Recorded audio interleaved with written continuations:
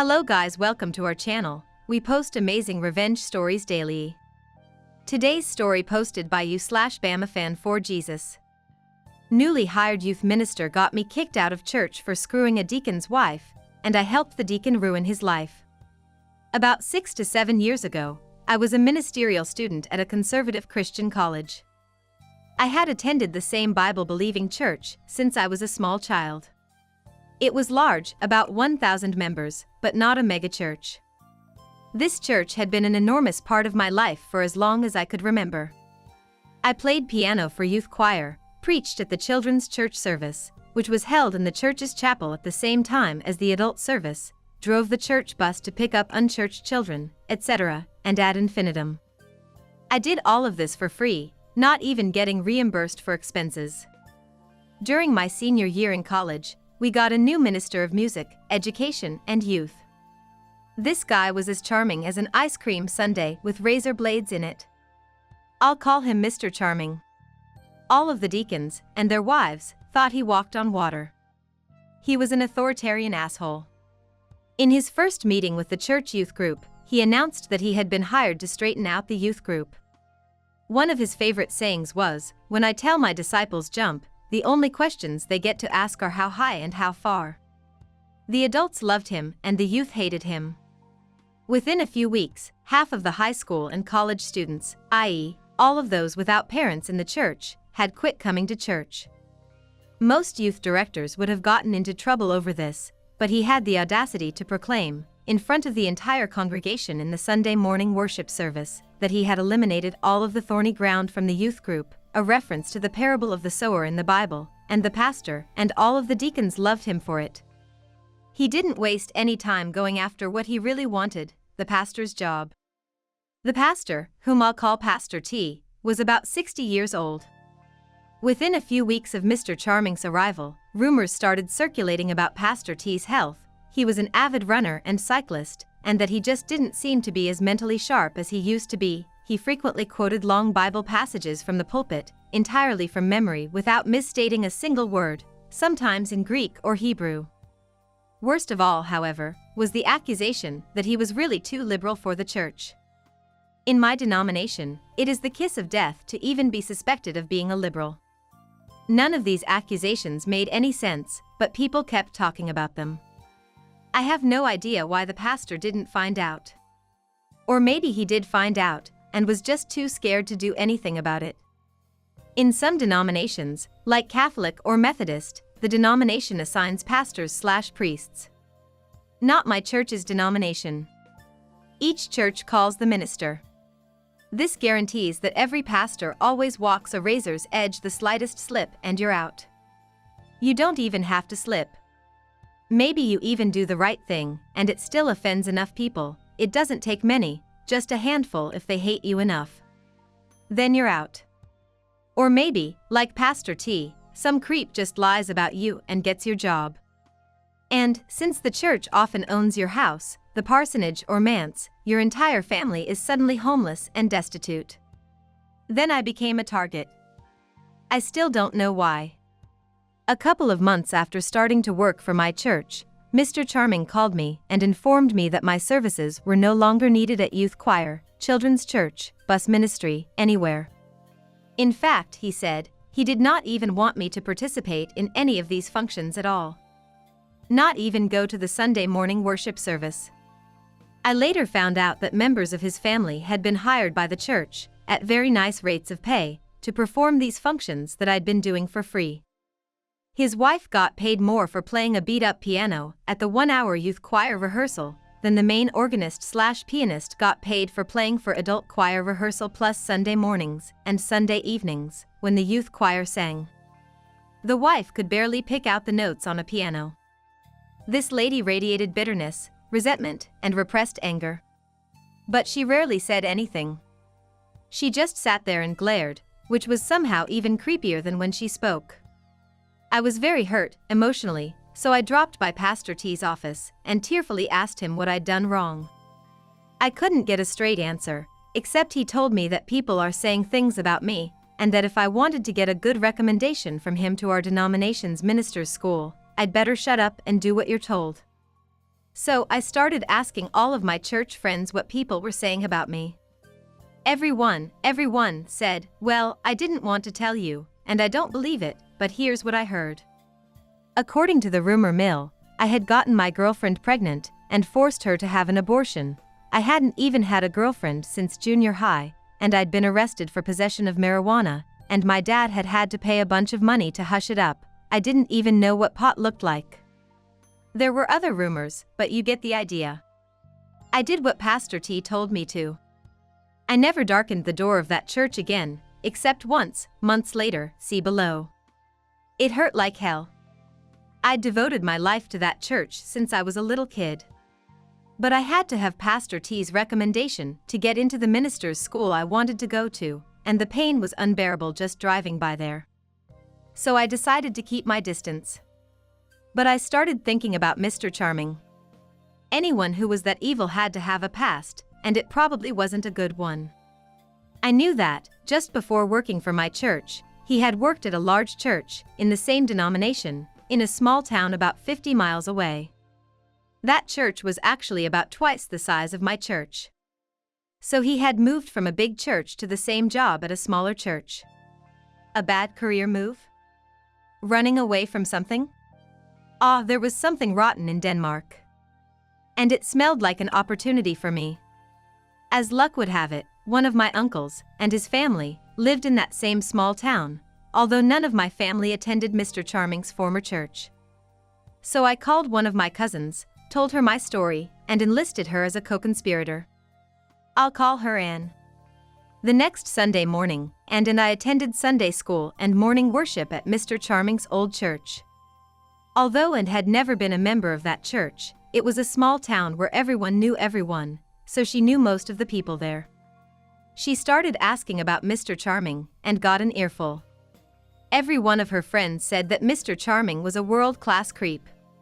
He would flirt with, and even make suggestive comments to, all of the girls in the youth group, even those in junior high. He was 40+ years old, and had a wife and 3 children of his own. And then there was the touching. Never anything obvious or illegal. But he loved to put his hands all over the young ladies, whenever their parents weren't around. But, just like at my former church, the adults loved him because he kept the youth in line. Our investigation went on for several weeks. I kept a low profile so as not to arouse suspicion. Mostly, I just stood around, ate donuts, drank coffee, and talked about football.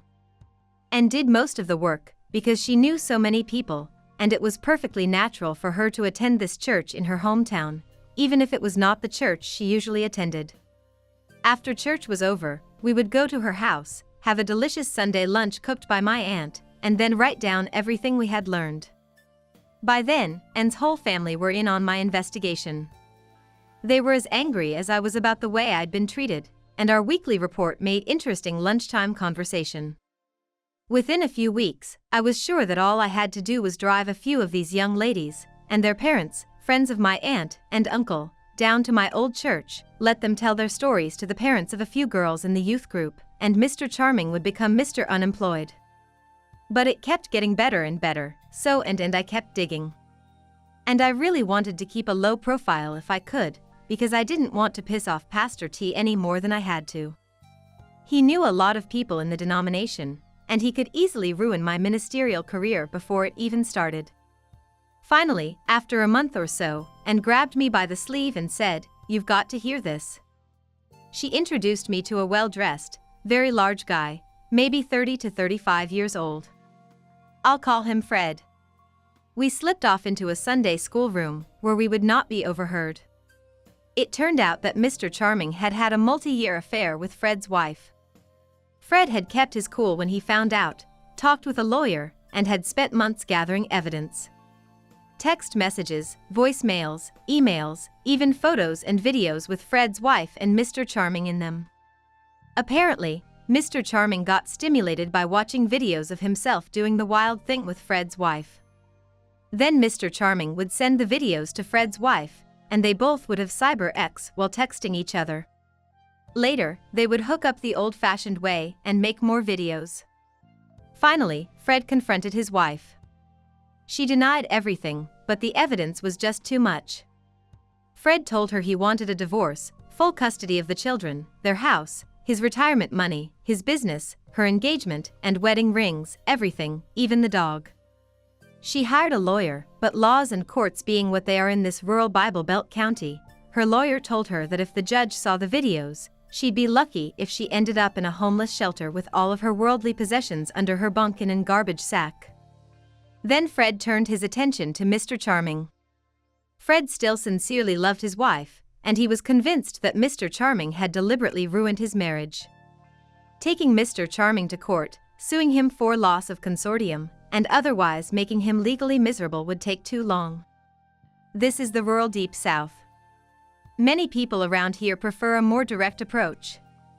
In rural counties, the police and any jury of your peers will probably include people who have known you since kindergarten. So, if you have a good reasons for your actions and you aren't too stupid about it, there are things that you can do. Fred scheduled an appointment with Mr. Charming in his church office, who did not suspect a thing because Fred was a deacon and his children were in the church youth group. Remember that I said Fred was big? 6 foot 6 inches at least, 300 pounds, and if there was an inch of fat on him, he hid it well. Looked like he could pull up a 100-foot oak tree by the roots without breaking a sweat. Fred told me that he brought several friends with him, and, of course, the videos. One friend blocked the door. Another unplugged the phone. A third one stood behind Mr. Charming and encouraged him to stay seated in his chair. Fred made Mr. Charming watch about 10 minutes of one of the videos.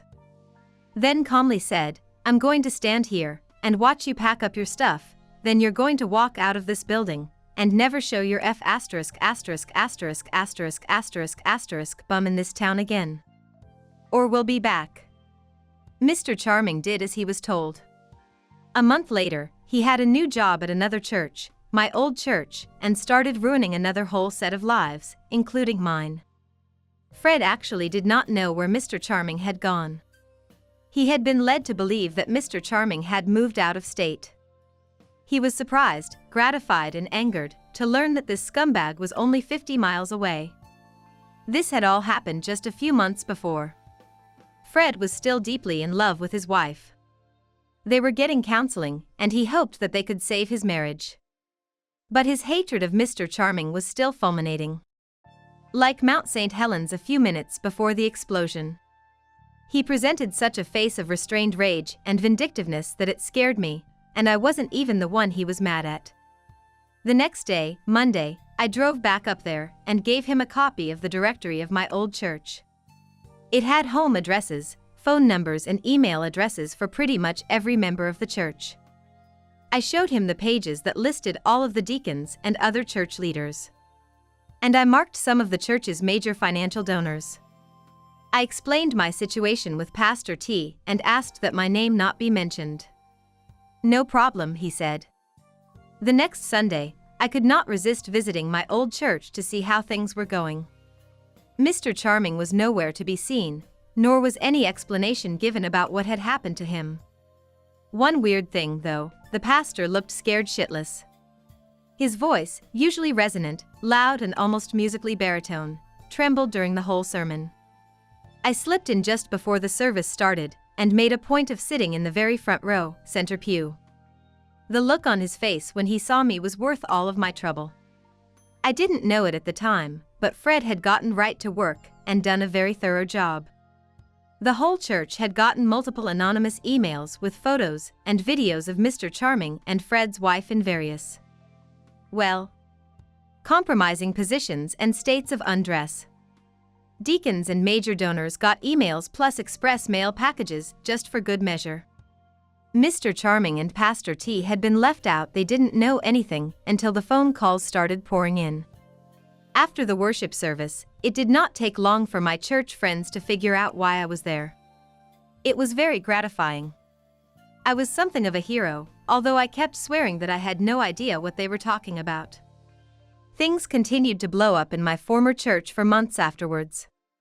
Both Pastor T and the pastor of Mr. Charming's old church almost lost their jobs because they had lied to my old church's committee of deacons, who had recommended hiring Mr. Charming, about why Mr. Charming had left his old job. But somehow they managed to stay in the pulpits at their churches, although a lot of church members left my former church, which caused some financial problems. There was talk of legal action for sending unsolicited porn to little old ladies and other people in the church. But nobody ever was able to prove that Fred did it. I don't think they tried very hard. After all, his wife was in the videos and photos. Both churches really did not want this to become a court case because of Mr. Charming's trysts and the fact that he had spent years screwing a deacon's wife while he had unlimited, unsupervised access to dozens of church youth would then become a matter of public record. So they hushed it up. I never saw Pastor T again. I had lost all of the trust and respect that I had had for him, and I was sure that he had figured out that I was somehow connected to the whole fiasco. So my chances of having a preaching career in my denomination were precisely zero. By that time, being a pastor, like Pastor T, was the last thing I wanted anyway.